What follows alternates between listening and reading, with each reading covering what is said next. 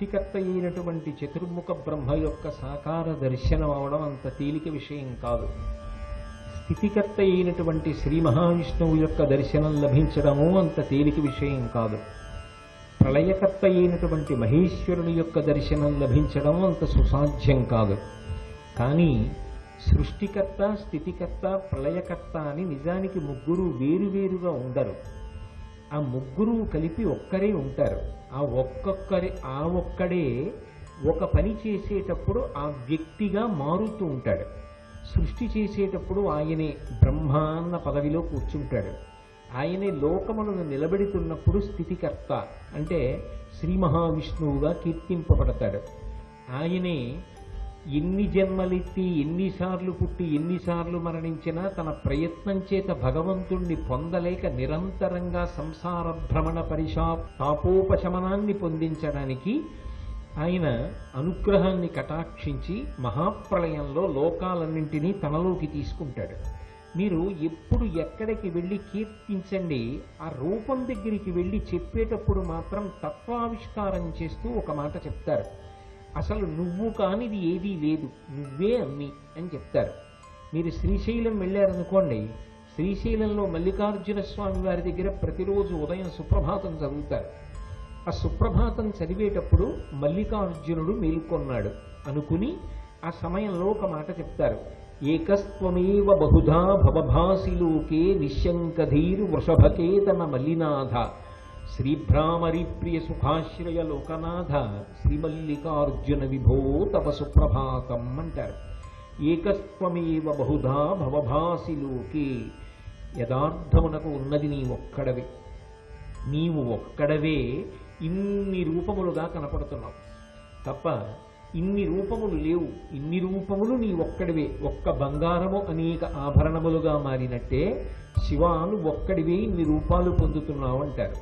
అదే వెంకటేశ్వర సుప్రభాతంలో వెంకటేశ్వర స్వామి వారి దగ్గరికి వెళ్ళి నిలబడ్డారనుకోండి, ఆయన దగ్గరికి వెళ్ళి ఒక మాట చెప్తారు.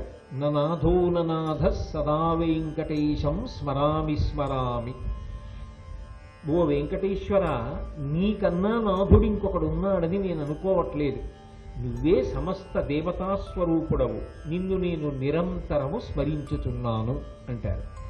అమ్మవారి దగ్గరికి వెళ్ళి కనకదుర్గ దగ్గర నిలబడ్డారనుకోండి, ఆవిడిది కీర్తించేటప్పుడు కరాంగుళి నఖోత్పన్న నారాయణ దశాకృతి, అమ్మ నారాయణుని యొక్క దశావతారాలు నీ యొక్క చేతి వేళ్ళు ఇలా అంటే వచ్చాయి. అందుకే నువ్వు అమ్మలగన్నయమ్మ, మొగురమ్మల మూలపుటమ్మ, చాలా పెద్దమ్మ, సురారులమ్మ, కడుపారడి బుచ్చినయమ్మ, తన్ను లోనమ్మిన వెల్పుటమ్మల మనంబున ఉండిడియమ్మ దుర్గమాయమ్మ, కృపాబ్ధినిచ్యుత మహత్వ కవిత్వ పటుత్వ సంపదల్ అంటారు. ఇది భారతీయ సిద్ధాంతానికి ప్రాణప్రదం. మీరు ఏ భగవత్ స్వరూపం దగ్గరికి వెళ్ళి నిలబడినా కూడా ఇది ఇంకొక రూపం కన్నా భిన్నము అని అనరు. ఈ రూపమునందే అన్నీ ఉన్నాయి, అన్నీ ఈ రూపంలోనే ఉన్నాయి అని ప్రార్థన చేస్తారు. నిజానికి అలా ముగ్గురు మూర్తుల యొక్క సమాహార స్వరూపమైనటువంటి పరబ్రహ్మం ఏదుంటుందో అది ఈ భూమి మీద కదలి నడయాడి వెడితే అదే గురువు. అందుకే గురుర్బ్రహ్మ, గురుర్విష్ణు, గురుర్దేవో మహేశ్వర, గురు సాక్షాత్ పరం బ్రహ్మ. ఆ గురువు బ్రహ్మ, ఆయనే సృష్టికర్త, ఆయనే స్థితికర్త, ఆయనే ప్రళయకర్త. ఎలా ఆయన సృష్టి చేశాడు అంటే ఆయన ఏం సృష్టి చేశాడు కాబట్టి బ్రహ్మ అంటారేమో. ఆయన తన వాక్కుల చేత అజ్ఞానాన్నంతటినీ కూడా పోగొట్టి జ్ఞాన జ్యోతిని వెలిగిస్తాడు. జ్ఞానమనబడేటటువంటి ఫలము పండడానికి వీలుగా లోపల అంకురం పెరగడానికి కావలసినటువంటి విత్తనాలు చల్లి మొలకలెత్తిస్తాడు. అందుకే గురుర్ బ్రహ్మ. ఏదో ఒకనాడు ప్రారంభమైన భక్తి ఏదో ఒక కష్టం వచ్చిందనో ఒక ఇబ్బంది వచ్చిందనో వాడిపోకుండా నేల పడిపోకుండా మళ్ళీ పూనికతో పునశ్చోత్తమ సాంత్వమాది అంటారు గురువు గురించి. ఎందుకయ్యా భగవంతుడి గురించి బెంగపెట్టుకుంటావు, ఆయన చాలా సులభుడో, చాలా కరుణామూర్తి, బెంగపెట్టుకోకు అని భగవంతుడికి దగ్గరగా శిష్యుణ్ణి నడిపిస్తాడు. నడిపించి ఆ భక్తి మాసిపోకుండా పునఃపునః దానికి నీళ్లు పోసి నిలబెడుతూ ఉంటాడు.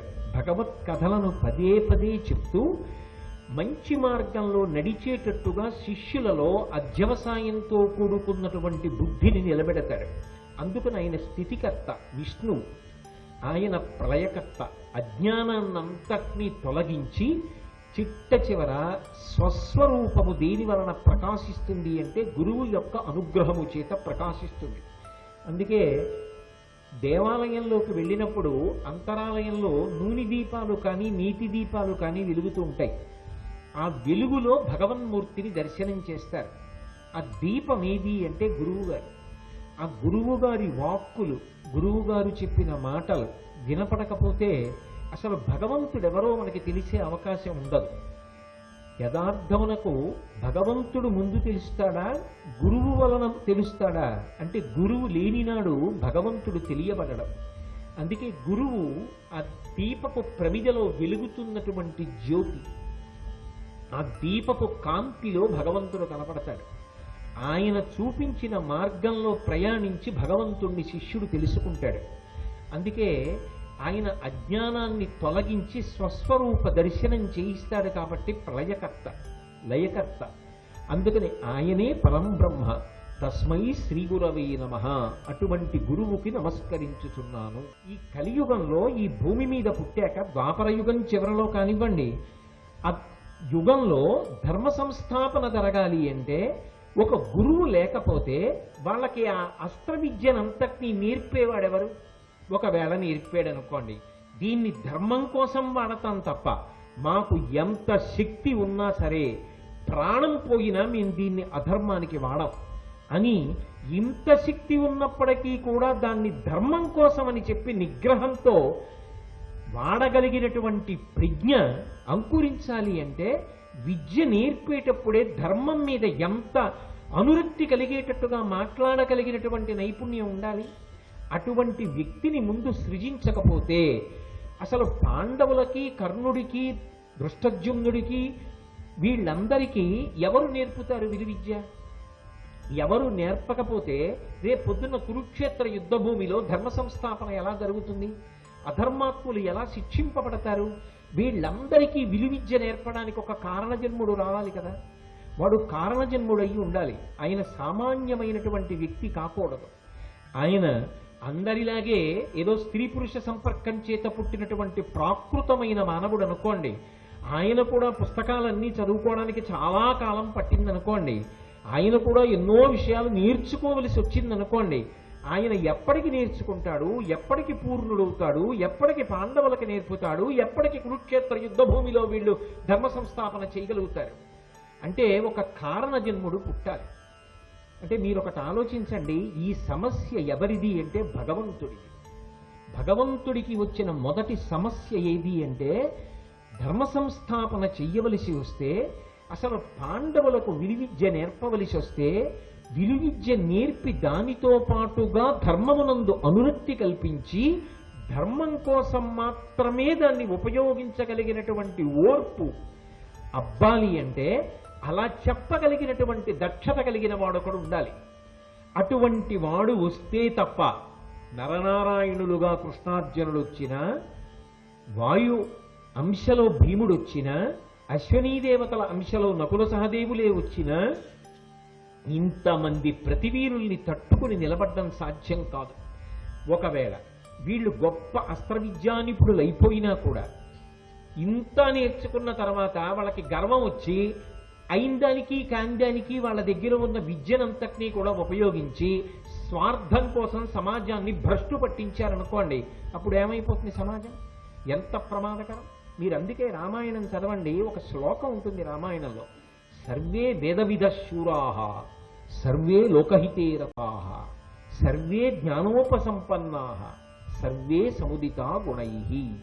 వశిష్ఠుడు రామలక్ష్మణ భరత శత్రుఘ్నుల్ని కూర్చోపెట్టుకుని పాఠం చెప్పినప్పుడు ఎన్నో విద్యలు నేర్పాడు. రాముడొక్కడే అన్ని లోకాల్ని పడగొట్టగలడు.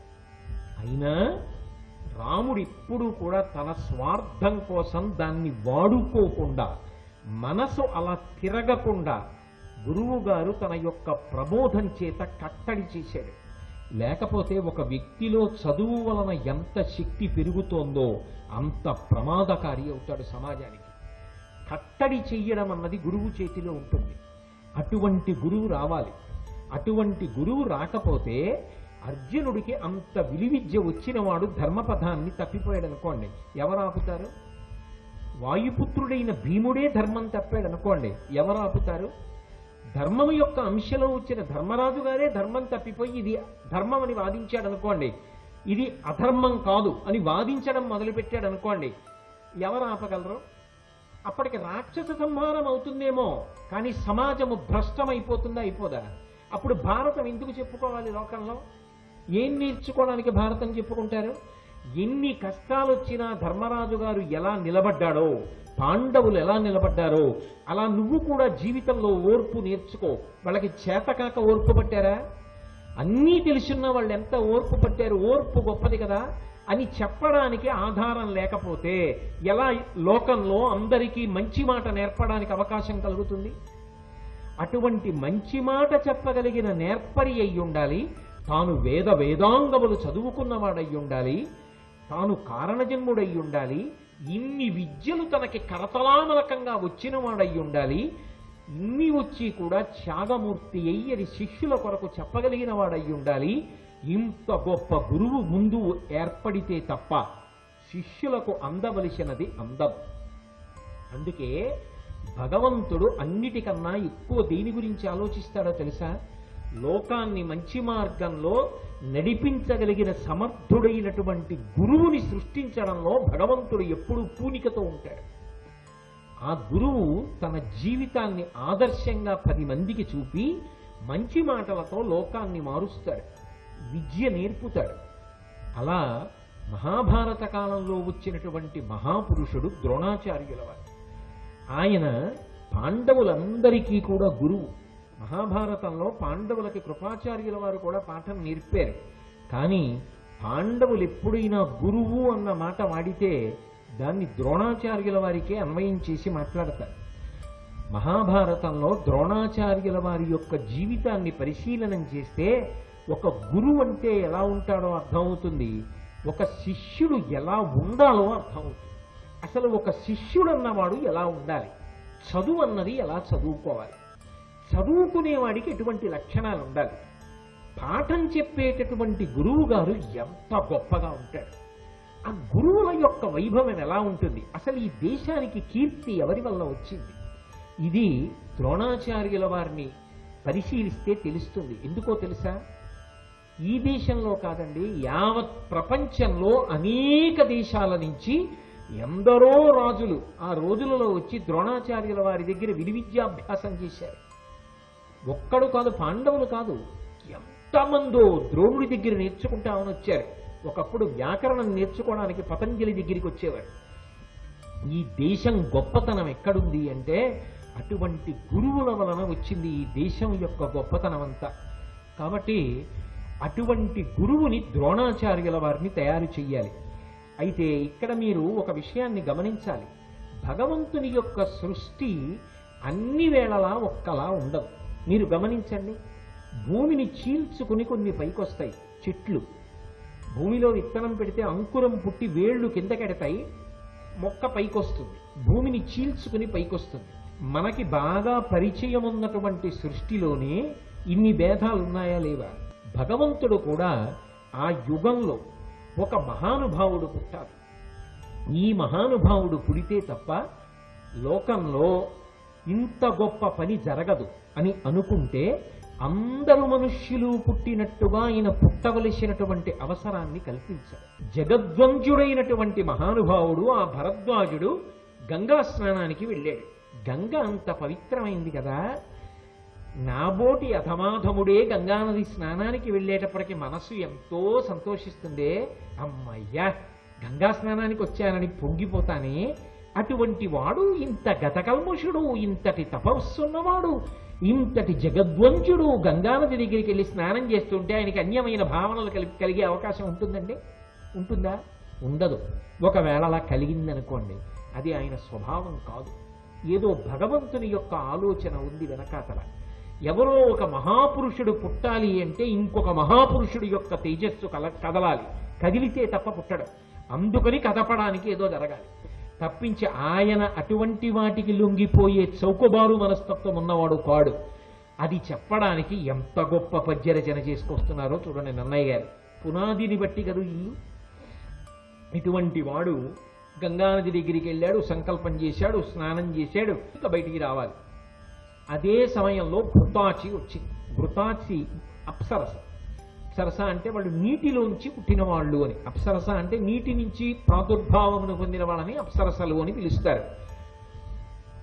ఒక్కొక్క అప్సరస జీవితం ఏమో కానీ మహాత్ముల యొక్క పుట్టుకకు కారణమవుతారు. ఘృతాచి ఇద్దరు మహాత్ముల యొక్క పుట్టుకకు కారణమైంది.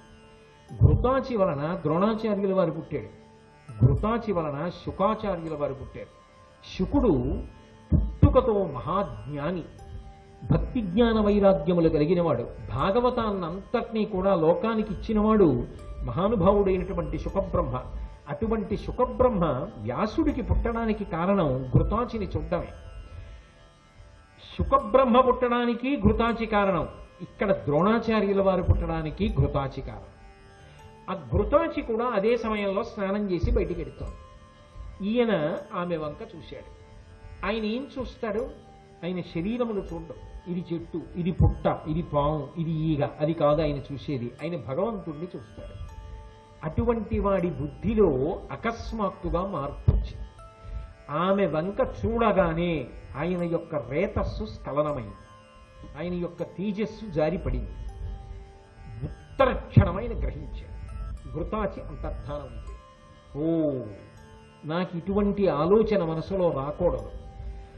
ఆలోచన వచ్చిన ఉత్తర క్షణంలో నా తేజస్సు స్ఖలనము కాకూడదు.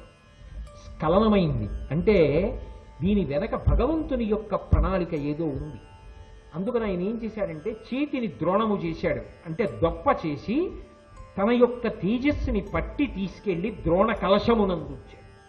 ద్రోణ కలశశ్చ మే వాయవ్యాని చ మే అని వేదంలో రుద్రాధ్యాయంలో చెప్తాం కదా. యజ్ఞమునందు కానీ పూజలో కానీ పరమ పవిత్రమైన పదార్థమును ఉంచడానికి ఉపయోగించేటటువంటి పాత్రకి ద్రోణ కలశమని పేరు.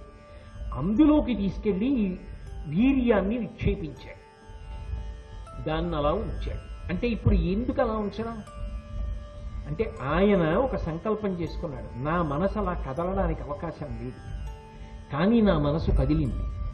నా మనసు కదిలినది నిజానికి కేవలము ప్రాకృతమైన బుద్ధితో కదిలే అవకాశం లేదు కనుక ఈశ్వరుడి యొక్క ప్రణాళిక ఏదో ఉంది. ఎవరో ఒక మహాత్ముడు పుట్టవలసిన అవసరం ఉంది.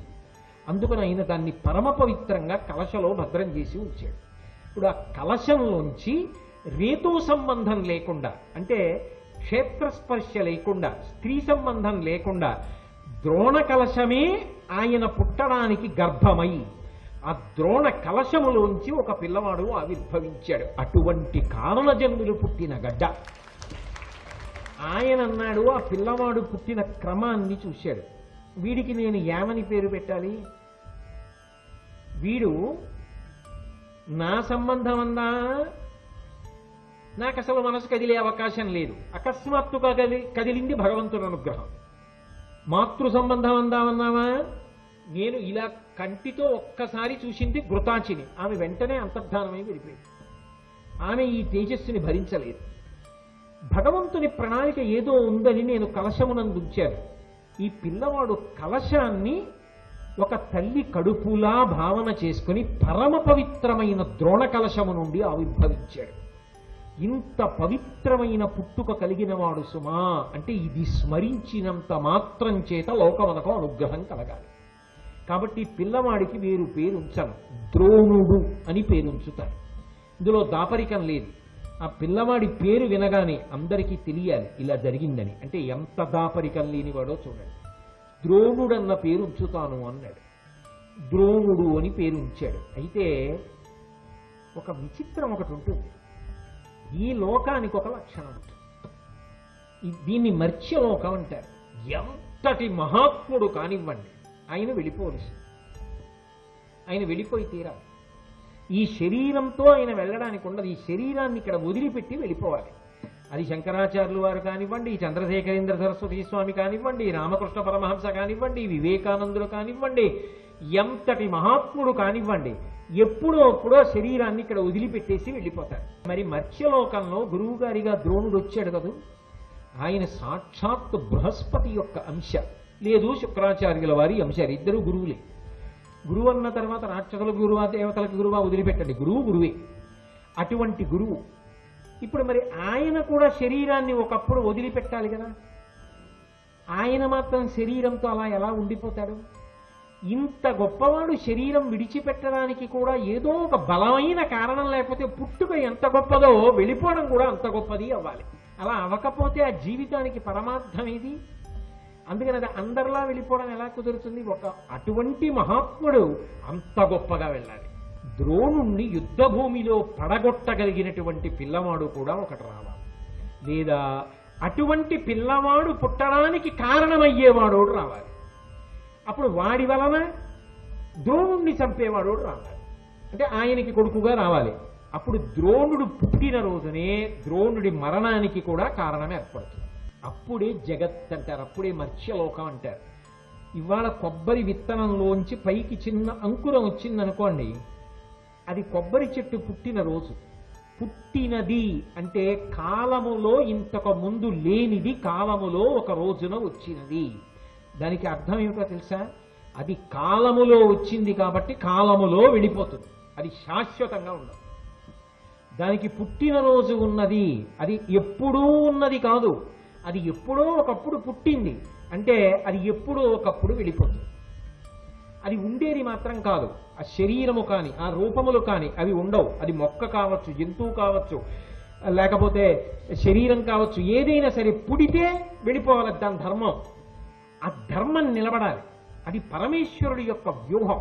అందుకే అన్ని ప్రాణులు వికారం చెంది వెళ్ళిపోతాయి. ఎప్పుడో ఉండాలి ఉండాలని ఎంత ఆక్రోశించినా సరే, ఎంత ఆయన ఉంటే బాగుండని లోకమంతా ఎలుగెత్తి నిలబడినా సరే ఆయన వెళ్ళిపోవలసిందే. ఏదో ఒక పాండవులు విలువిద్యలో పరమశక్తివంతులు కావాలి అంటే వాళ్ళకి ఆ శక్తిని ఇవ్వగలిగినటువంటి వాడు గురువు.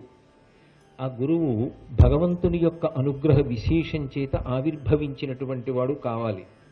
అందరిలా ఏదో కర్మ చేయడానికి, కేవలం కర్మని అనుభవించడానికి కాకుండా ఆయన ఒక మహత్తరమైన ప్రయోజనాన్ని సిద్ధింపచేయడానికి వచ్చినటువంటి మహాపురుషుడు. ద్రోణాచార్యుల వారు కృపాచార్యుల వారి యొక్క చెల్లెలైనటువంటి కృపిని వివాహం చేసుకున్నాడు.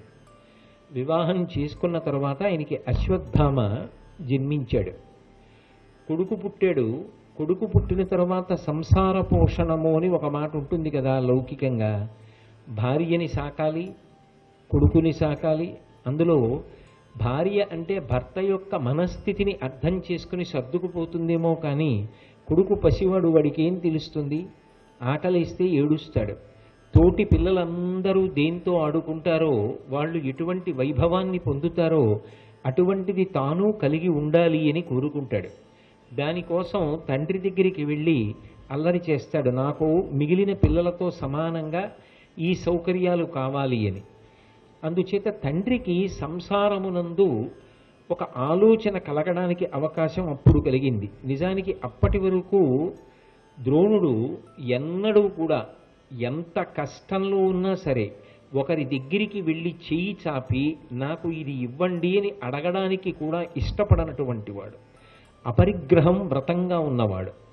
దాని వెనక కూడా చాలా గొప్ప ధర్మాన్ని ఆలోచన చేసినవాడు.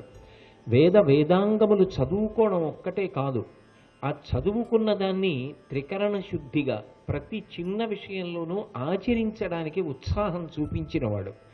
అందుకే ఆయన బాహ్యంలో ఉన్న దారిద్ర్యం గురించి ఎన్నడూ బాధపడలేదు. శాస్త్ర సంబంధమైనటువంటి విషయముల యందు రమిస్తూ యోగరతో వా భోగరతో వా సంగరతో వా సంగవిహీన యస్యద్ బ్రహ్మణి రమతే చిత్తం నందతి నందతి నందత్యేవా అన్నట్టుగా పరమ సంతోషంతోనే కాలం గడిపేశాడు. అటువంటి ద్రోణుడు తన కుమారుడికి కూడా కావలసినటువంటి పాలు లభించట్లేదు అన్న దారిద్ర్యాన్ని స్పృహ పొందినవాడై తాను ఎవరి దగ్గరైనా దానం కొంత పుచ్చుకుంటే దాని చేత సంసార పోషణం చెయ్యడం సుకరమవుతుంది అని నిర్ణయించుకున్నాడు. గృహస్థాశ్రమంలో ఉన్నవాడు దానాన్ని తీసుకోవచ్చు, దోషం లేదు. బ్రహ్మచారి తీసుకోడు, సన్యాసి తీసుకోడు తప్ప గృహస్థాశ్రమంలో ఉన్న వ్యక్తి దానం తీసుకుని ద్రవ్యాన్ని దాచుకుని కుటుంబ పోషణం చేయడంలో ఏ విధమైనటువంటి దోషం లేదు. అందుకే ఎవరి దగ్గర దానం పుచ్చుకోవాలి అంటే ఎక్కడ పడితే అక్కడ, దగ్గర పడితే వారి దగ్గర ద్రోణుడు దానం పుచ్చుకోడు. అందుకే పరశురాముడు ఆ కాలంలో అన్నిటినీ దానం చేస్తున్నాడు అని విన్నాడు. ఆయన ఈ భూమిని అంతటినీ గెలిచాడు, క్షత్రియులందరినీ ఓడించాడు పరశురాముడు. ఆయన పృథివితో కలిపి సమస్తం దానం చేస్తున్నాడని తెలిసి తాను కూడా వెళ్ళి ఏదో ఒకటి దానం అడుగుదామని పరశురాముడి దగ్గరికి వెళ్ళాడు. శ్రీ ఉమామహేశ్వర పరబ్రహ్మార్పణమస్తు. స్వస్తి.